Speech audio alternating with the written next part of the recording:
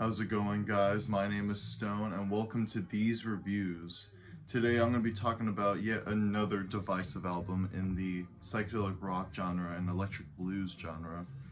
1968's Electric Mud by the legendary Muddy Waters.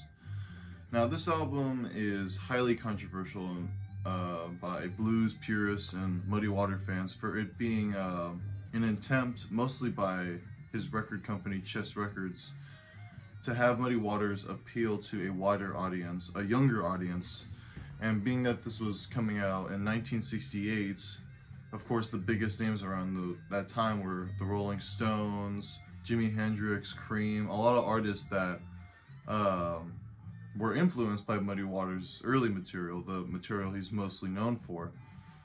And with this being recorded in May of 1968 and being released the same year, it came with a lot of negative criticism, and a lot of, as I said, blues purists at the time were very upset seeing this as a gimmick and a sellout, and not really sure whether or not it did get the sales. I think it actually was one of his selling or best-selling albums at the time, even though a lot of people, when they did buy it, were like, what is this? This is not what I thought it was, seeing that there's really a lack of illustration or anything recommending or suggesting that it's psychedelic rock. And while I understand where fans are coming from, especially if you were listening to Muddy Waters' stuff from the beginning of his career to up until this point, I do think this album really has the same standard as something as like Disraeli Gears or maybe even a Jimi Hendrix album. I know, call me crazy, but I think this album I think this album overall is very consistent. It's got a really nice atmosphere that really, like Blue Cheer's debut album, kind of, if you like the first song, well, guess what, you're gonna probably like the rest because they all are in the same vein. And I think the instrumentation on here is just incredible. All the musicians sound well balanced, I guess. Maybe that comes from production, which I think sounds really nice. Every instrument is heard very well, especially the bass. I really love the sound of the bass on this album, and though Muddy Waters does not play any guitar on here, his vocals are phenomenal in my opinion and really add that drive to these songs that I could tell the artists or the musicians were really going for. That psychedelic sound that is very much bluesy yet kind of trippy in its own way, you know, taking the ideas of psychedelic rock and turning them back into Electric Mud, which I really like the title. I think it's a fitting title. And yeah, overall, this album is dope. So I'll just get right into it. I mean, I think it opens with the two best songs in the album, or at least the most accessible ones. The first being I Just Want to Make Love to You and Hoochie Coochie Man. Now, I Just Want to Make Love to You is a great opener. I love the way the drums come in and just the overall melody it has with the organ and guitar, the bam, bam, bam. And I just like how it kind of repeats that and the way the vocals kind of interplay with it. And overall, just some great jamming between the members. And I don't know, I might be saying a lot of the same compliments for each song because, like I said, they're all pretty similar, but that isn't to take away the specialties that they have, because like I said, if you like the first song, you're bound to like the rest of the stuff. And I may even argue that this version of Hoochie Coochie Man, it is my preferred favorite, I guess. I'm not saying it's better than the other, but I definitely like the vocal performance on here. It's just so kick-ass, and the soloing on here is probably the best on side one. And the drumming, I mean, now that it came to my ears, is incredible. I love the drumming overall. It's just so like groovy, so snappy, and it's just got a great rhythm to it. I mean, it betters the freaking drums, am I right? And I think while both of these songs kind of drag on a little, you kind of say that for most of the songs in this album. Like when you think they should end, they kind of just keep going.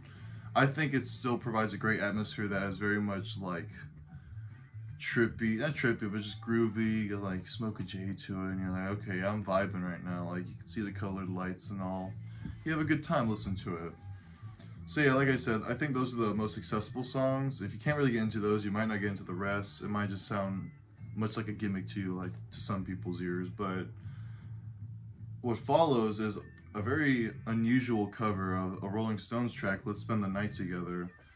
Now, in my ears, this does not sound like the original version whatsoever, besides him singing the chorus, Let's Spend the Night Together, almost similarly to the Rolling Stones version. And I think it's cool that he does a cover of a band that was undoubtedly influenced by Muddy's original material, so it's kind of cool to see the interplay back and forth, or, you know, sharing songs. Pretty fun stuff. And honestly, I feel like this song sounds more like, not Disraeli Gears, but Sunshine of Your Love. The way the guitar riff is, I'm not saying it's like a ripoff, but it is eerily close to that song. It's like its own revamped version, but overall, it's a kick-ass song that I think continues the momentum of side one very well. And yeah, Muddy Waters kills it yet again on the vocals. It's like, what can you say? It's Muddy Waters. He could just wail. And I feel like his best vocal performances are on the following two tracks. The end of side one and the beginning of side two, which the closer of side one being She's Alright, which has a real good thumping rhythm to it. I just totally admire it. I think it's a really bombastic way to kind of end things on side one. And again, the way he's kind of like, tell me one more. I can't really do it without getting the neighbors mad, but you know, he just like tears his vocals, and you know, in a good way. And like I said, it's got a good groove. It kind of, like I said, a lot of these songs kind of repeat a little longer than you may not enjoy, but I think it just provides a good atmosphere yet again. And I love the ending where kind of like, you know, fizzles out, but then they start playing My Girl, which is a song I'm a huge fan of, and I kind of like the little tribute to it. It's not like a straight up cover. They're just kind of doing their own thing, like, hey, let's just start playing this in the moment. I don't know if it was like a sporadic thought when they were recording it or they had this plan, but I think it's a pretty, I don't want to say hopeful, because it's not like this album's emotional in any way, but it's definitely like a optimistic way of closing side one, especially after just tearing it through all these like saxophone riffs or saxophone solos and guitar solos. It's just really good overall, and I think it leaves you wanting more, which, though I think side two is like a hair less good. Basically, I prefer side one just a little more, but I think side two still has a lot to offer that is just pure gold. And I mean, it opens with another banger of a track, Mannish Boy, which I guess originally on this vinyl is called I'm a Man. But I really love the way it opens, kind of unsettling, very psychedelic, you know. Like, I mean, it doesn't sound like they're ripping off psychedelia. It just sounds like they're just playing along with it, which is cool, you know. A lot of bands were doing it this time. It was '68. And I like how, like I said, the intro is kind of like foggy almost, like the fog's clearing up with the guitar noises and the way Muddy Waters starts singing. And then right when they go into that groove, it's just like amazing. That until the straight ending. Even though, like I said, it goes on a little bit longer than it may should, I think the vocals just really keep it going and really keep my interest all the seconds through. And it's just such a good song that I think I really go back to a lot, because it's just like a good jam track. Like, it just sounds like they're having fun, or at least Muddy Waters is. Maybe he was when he was recording it, and maybe later on he kind of looked back at it badly. I know he doesn't really like this album and recent interviews about it, but no, this album goes hard. So come on Waters, what are you thinking? Following that is a song called, let me make sure I get the name right, Herbert Harper's Free Press. And now this song is, according to the interwebs, was a song Jimi Hendrix would listen to often to kind of like warm up or just, you know, groove along to. And I can really hear, out of all the songs on this album, this sounds the most like a Jimi Hendrix track, with the guitar being probably the best on this song than any other on this album. Or basically I'm saying the guitar work is amazing on this song, and it's probably the best out of all the 8 songs on this record. I mean, that riff itself, the main riff it has, is just so catchy, and I really like it. I don't want to say it's a change of pace, but it does sound like a song that would be the best single out of these 8 tracks. So I do think, yeah, I could see the connections between that and Jimi Hendrix. The vocals, I remember it took me a second to really get into. I didn't think the song was all that at first, but I really got into it. Once a song gets stuck in your head, you know, you just find yourself going back to it. Especially the part where he's like saying, where are you gonna run to? Tell me where you gonna hide. And just kind of the way he repeats certain phrases that I think works well. Which I should also say, I like the way he kind of repeats phrases in Mannish Boy. To back it up for a second, the way he would say things like, I'm a hoochie coochie man, or I'm a Rolling Stone. It's kind of like a nice little, almost making the album conceptual, you know. But that's being for Mannish Boy. The Free Press track, I think, is also really good. It's hard to compare the two. Like, I didn't really rank these songs from least to best because it's just such a consistent album. So, yeah. Following that is the track Tomcat, which is a song I used to think was the best song on side 1. Now I'm not really sure. Or sorry, side 2. But I really love the drumming on the Tomcat. It's just such nice, snappy, like do do do do do. I'm singing a different song. I know how the song goes though, I swear. It's just tough sometimes talking about a song and then hearing a different one.